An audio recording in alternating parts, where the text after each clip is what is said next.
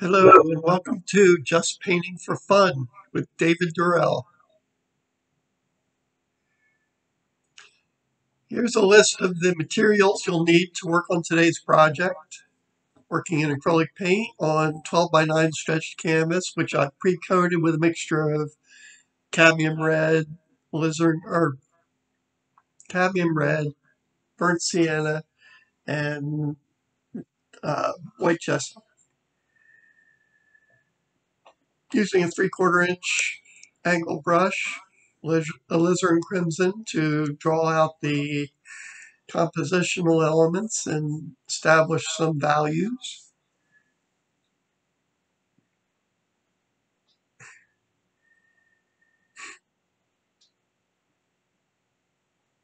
And blow dry that so I don't lose my drawing.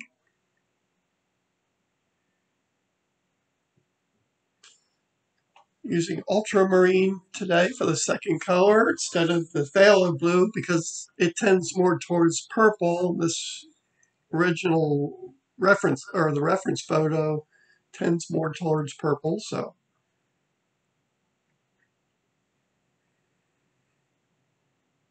blow dry that as well.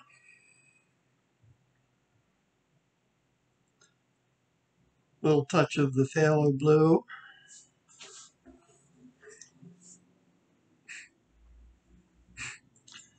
This is Hooker's green.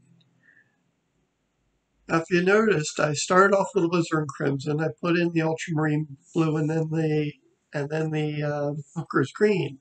The combination of those three colors makes a nice black, or a nice, very dark, rich dark. See how dark the trees in the foreground are? I'm adding some white highlight areas.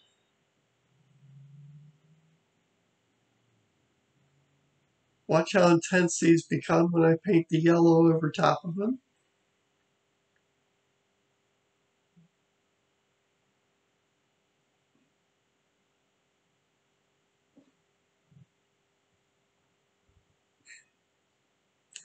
Adding a little cadmium red. I'm mixing these a little bit on the canvas, pulling them together, and blow drying them to stop doing that. Because I'm ready to do the Botizar system. This is where we paint over the entire painting with zinc white paint. It's a old master technique developed in the 1500s. If you've seen any of my other videos, I've used this every time so far. The purpose is to add luminosity, even out the values, add texture to glazes that are placed over top of it. And it frees you from the worry about where you place the colors underneath. So, although there's hints of the colors showing through, which we definitely want to keep, they're not as powerful as they were before the zinc white's added. Here's how it looks so far.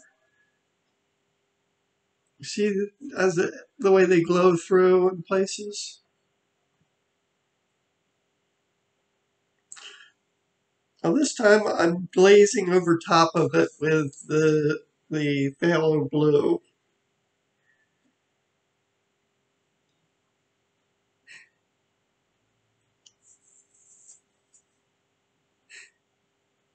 Now this is Alizarin Crimson doing the same thing, just glazing over a mixture of the satin glazing medium, some water, and the Alizarin Crimson.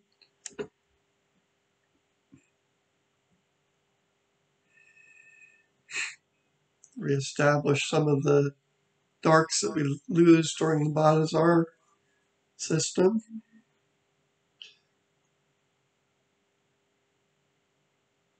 Taking advantage of the glow that we get from the zinc white underneath of these glaze colors.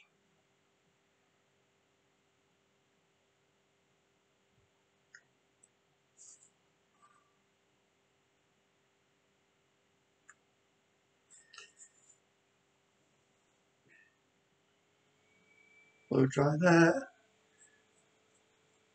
That's mainly white with a touch of the yellow and the red in there. I don't like to use pure white on the upper layers of the painting. There's a little more yellow added to it and spread into the white. A little bit of red makes an orange there. Allowing it to mix out on the canvas so that leaves a little more interest to the paint that you see in the painting. Blow dry that so we don't lose it. And clean the brush and change colors. This is a blue that's made with both blues, a little bit of the Cadmium Red and the Alizarin Crimson and Titanium White. There's a little bit of the yellow in there too, I believe.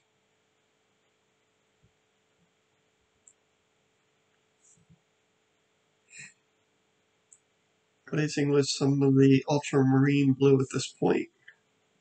Bring back purpley tones.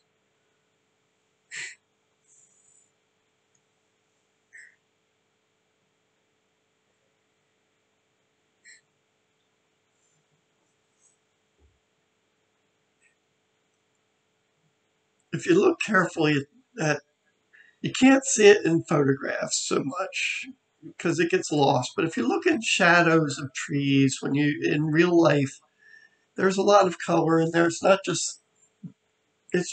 just black. You see the greens, you see reflected light, you see the hints of what's happening behind it in that red sky.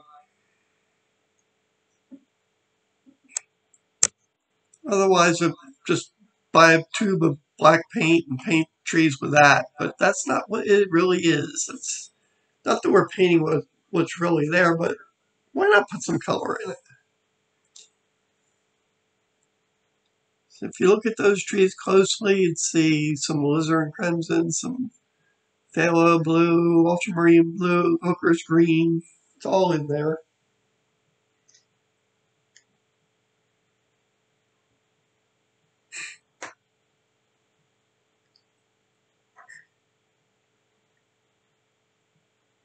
And here's where I use the touch of cadmium yellow and blues at this point.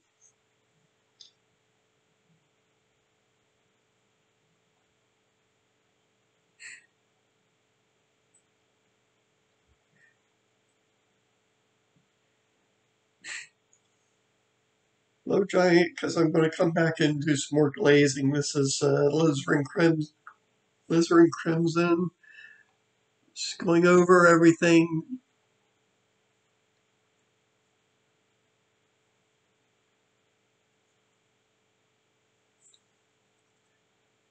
If you look very closely at the trees, you'll see that there is this border of almost a crimson color when you see that next to the black. I don't. It's just a visual. I don't know if I want to call it a phenomenon, but it's almost like an outline, and you can see it when you look very closely at the leaves and the trees, the palm branches.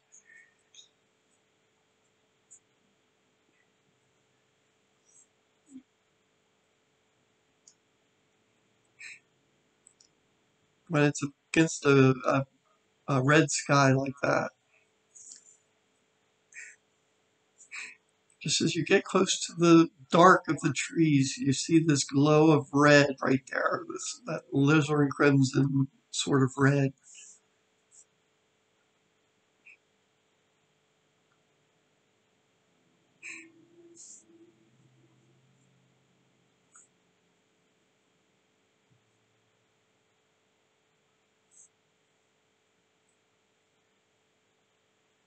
Touching up a little bit with some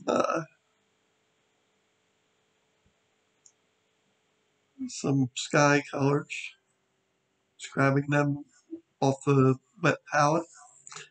A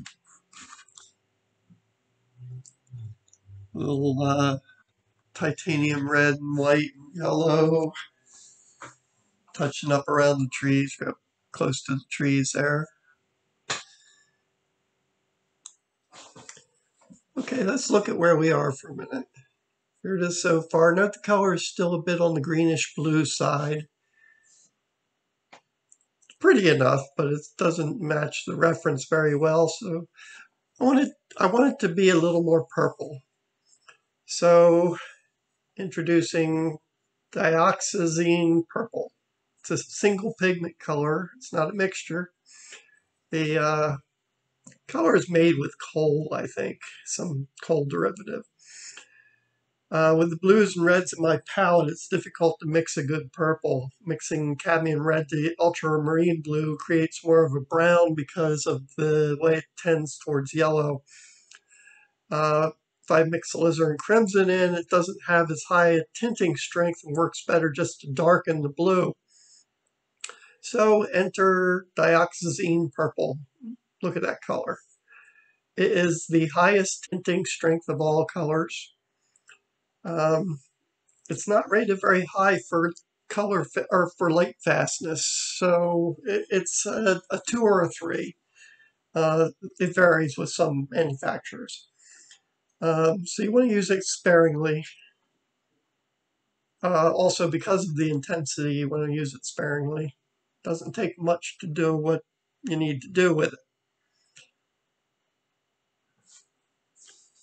Here I'm putting a few grays back in, kind of toning down the dioxazine purple. Need those to pull it back together, make it match the reference a little better. There we go.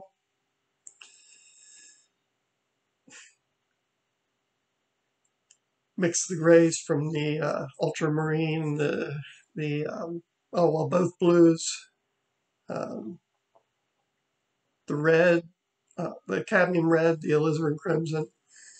Some I used in this case the zinc white because I wanted it to blend rather than cover.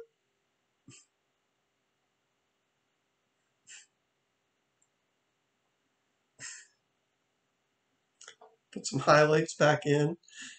This kind of a sunset, what you're seeing, the oranges in this kind of a sunset, you're not, the sky doesn't turn that color. It's particulates in the sky, so it's like clouds that you're seeing. So to make that the way it is in nature, you have to keep that in mind while you're painting it, that what you're painting is sort of like clouds that are a different color than the other clouds. They have to kind of be blended together. There we go. Painting's finished. Some close-ups of the finished work. See all the colors there in the trees. You can see the blues, the alizarin crimson, the green.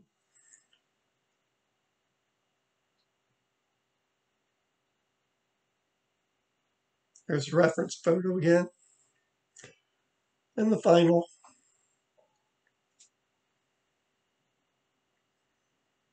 Thanks for watching.